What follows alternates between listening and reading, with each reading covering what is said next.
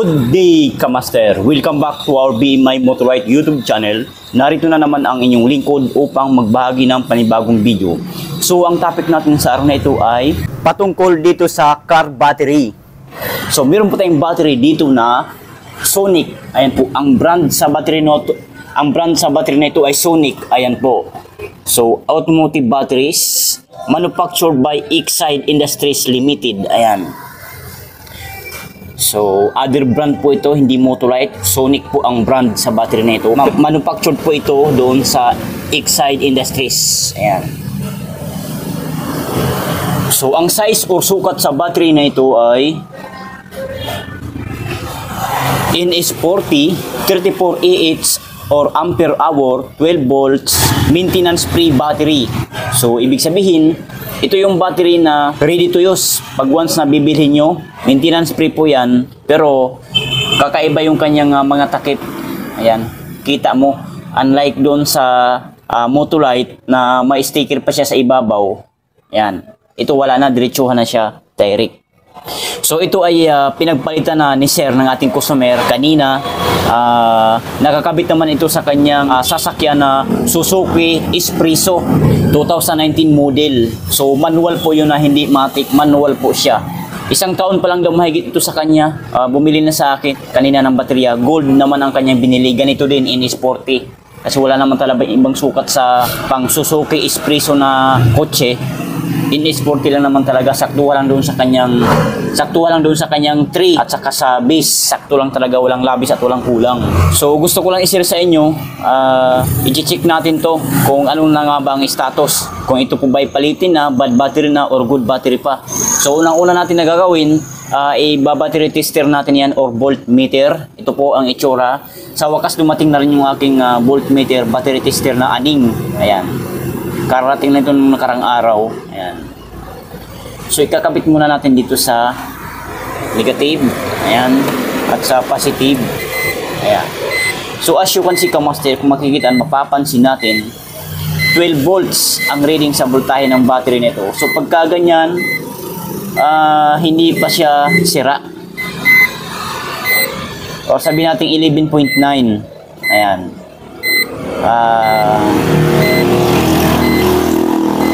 Recharge lamang ito pagka ganyan ang baterya nyo, 11.9 or 11.8. So, kailangan na kakargahan, ipapacharge nyo sa battery charger. So, ayan, malalaman natin ito ngayon. So, next natin gagawin, bubuksan natin itong 6 na takip. Kukumustahin natin yung kanyang specific gravity, tubig baga ng baterya. Kung may tubig pa ba or wala na. So, buksan natin. Oh. Matigas-tigas Virgin pa.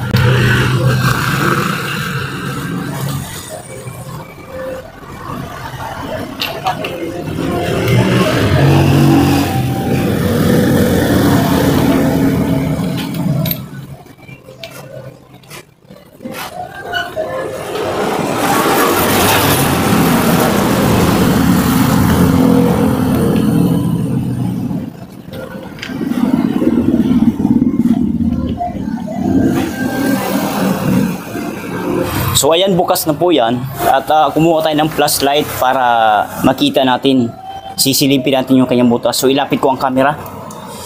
Yan. Ayun, sad to see, wala na pala itong tubig electrolytes battery solution. Ayan mapapansin nyo, igang-iga po yan tuyong-tuyo. Ayun talaga naman, kaya pala ayaw na umandar yung sasakyan ni Sir, yung kotse ni Sir, nagatulak daw sila.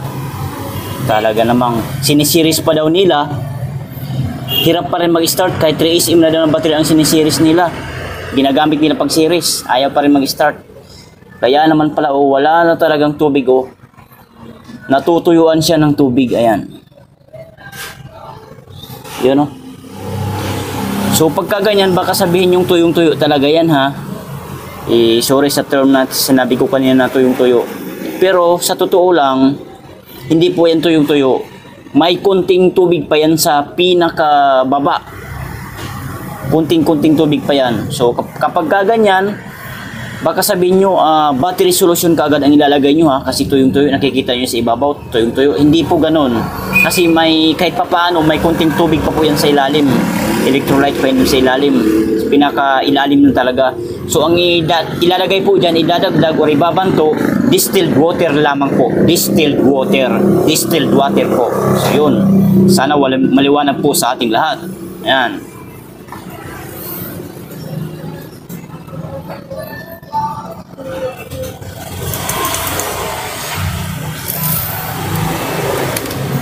So ngayon, atin nang dagdagan or lagyan ng distilled water. Ito po ang itsura. Ayan, distilled water po ito ha. Ayan. Mabibili po ito sa mga auto supply, gasoline station, sa mga battery shop. Ayan, marami po ito. Ang isang bote nito 30 pesos or 20. Depende po sa store na pagbibilhan nyo. Ayan. So kumuha tayo ng imbudo. Ito. At ilagay natin dito at sasalina na natin. Dadagdagan na.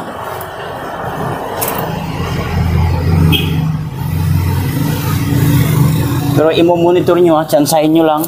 Baka mamaya sumubra yung paglagay nyo ng tubig. Kailangan ma-flashlight kayo. Ayan.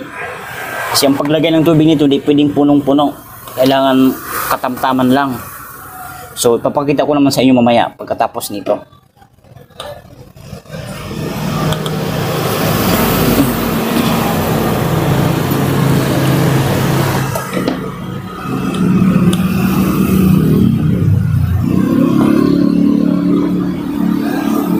Kung pansin nyo, mabilis siyang mapuno. O, di ba? Kasi hindi naman talaga totaling tuyong-tuyo yan eh. May kunting tubig pa yun sa ilalim. Doon sa pinaka-ilalim talaga. Kaya, distilled water lamang po ang ilalagay natin. Ang idadagdag baga, ibabanto.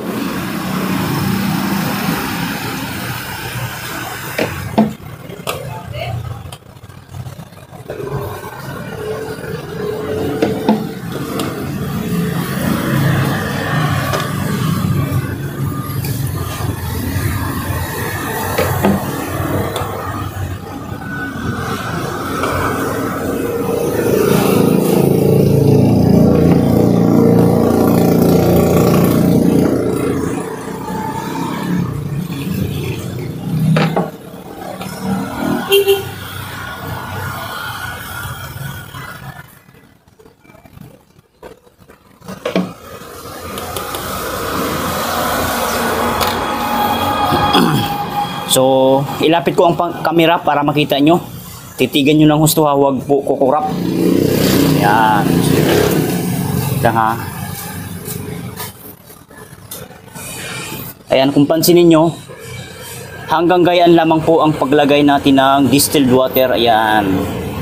O. Huwag natin masyadong punuin kasi magsusubra po yan. Yan. O, diba? Pansin nyo naman, o. Gayaan lang. Parang dyan lang sa bunganga niya. Sa konti. Baba konti. Ayan. Ayan, o. Ayan, o. Ayan. So, ayan. Diba? Kita nyo na po. Nagayan na po. Karami ang paglagay ng distilled water. Pagbabanto. Pagdagdag.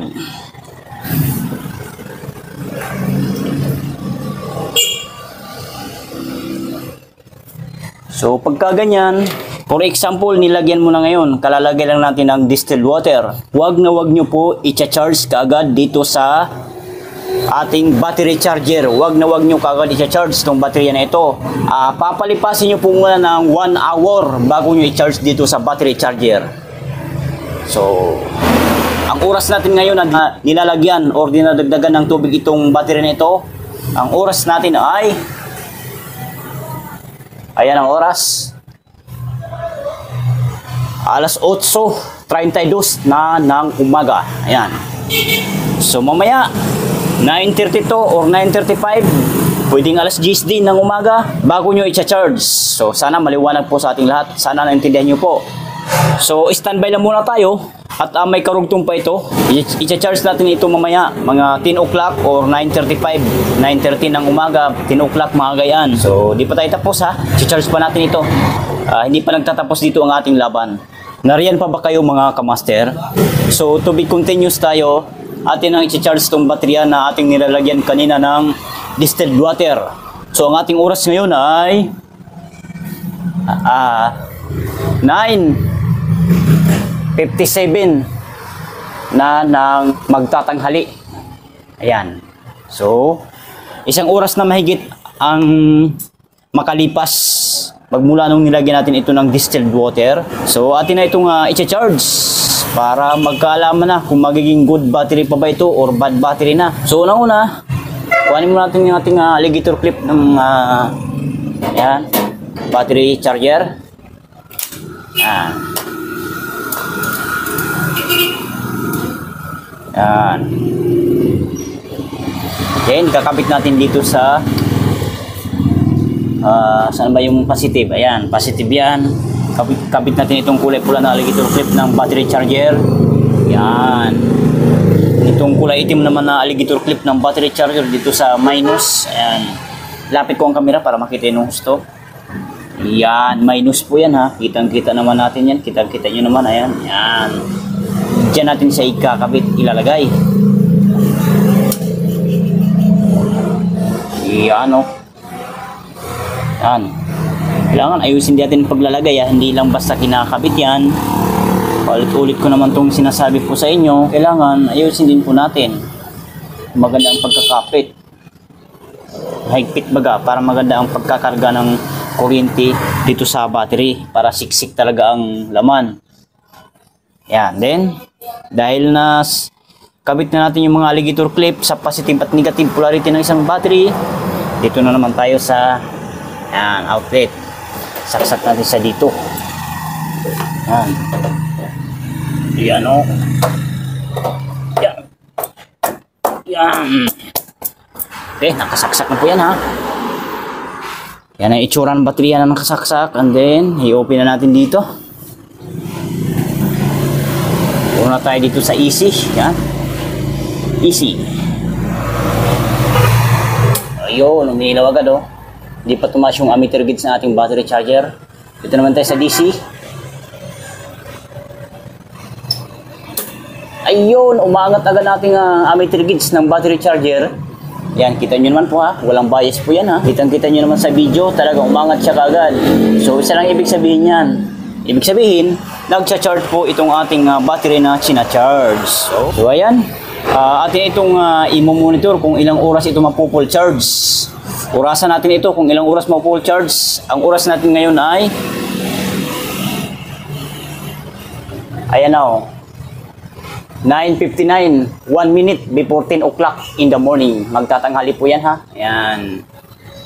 Yun. So yan.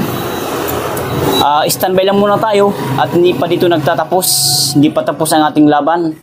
May karugtong pa ito mamaya. Aalamin natin kung ito po ba ay mapu-full charge at ilang oras. So standby lang muna kayo at may karugtong pa ito.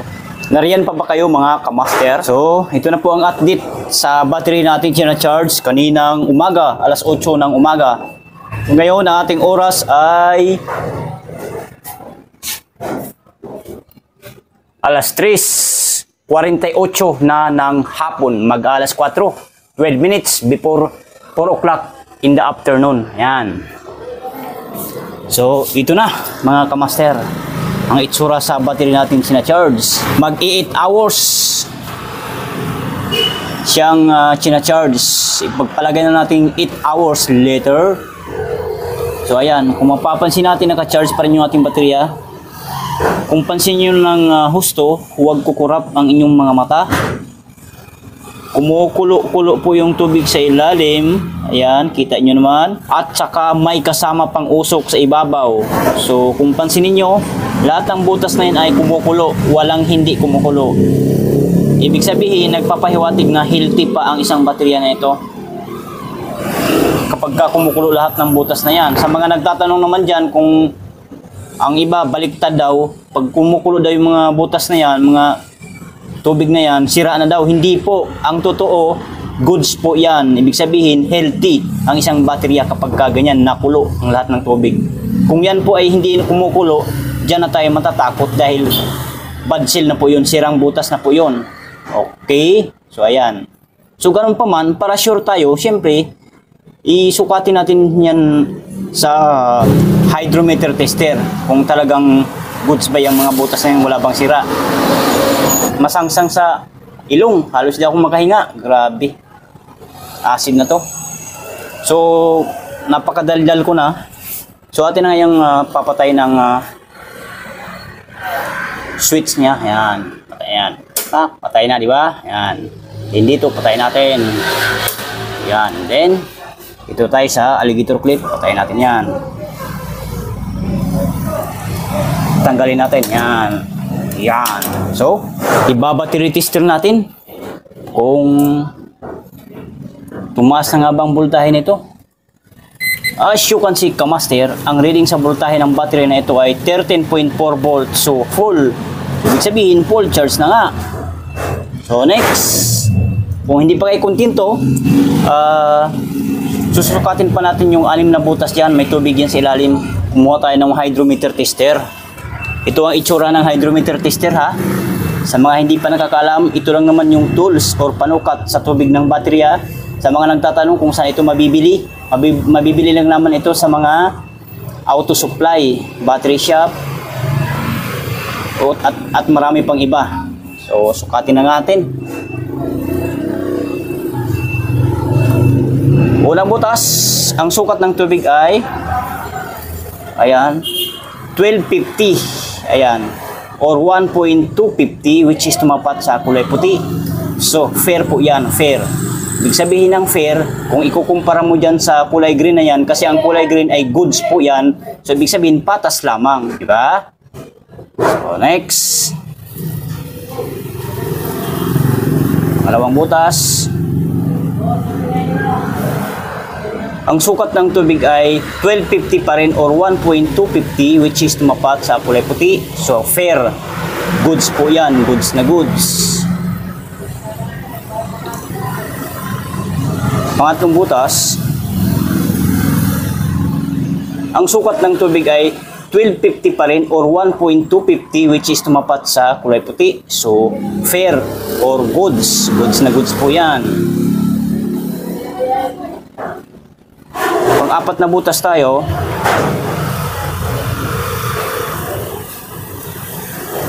Ang sukat ng tubig ay 1225 or 1.225, which is tumapat sa kulay puti. So, fair po yan. Fair. Goods pa rin po yan. Kahit hindi siya sumakto sa 1250, at least nasa kulay puti. Kahit 1225 po yan, so goods na rin po yan. Pang-limang butas tayo. Ang sukat ng tubig ay 1250 or 1.250, which is tumapat sa kulay puti. So, fair po yan, fair or goods. Goods na goods. Pang-anim na butas na tayo, last but not the least. So, ang sukat ng tubig ay 1250 pa rin or 1.250, which is tumapat sa kulay puti. So, fair po yan, fair. Ibig sabihin, goods po yan, good. Kung ikukumpara natin dyan sa kulay green na yan. Kung tumapat naman ang tubig dyan sa kulay green na yan, good po yan. Goods. Ibig sabihin, green at puti, patas lamang po. Parihas lang po yan.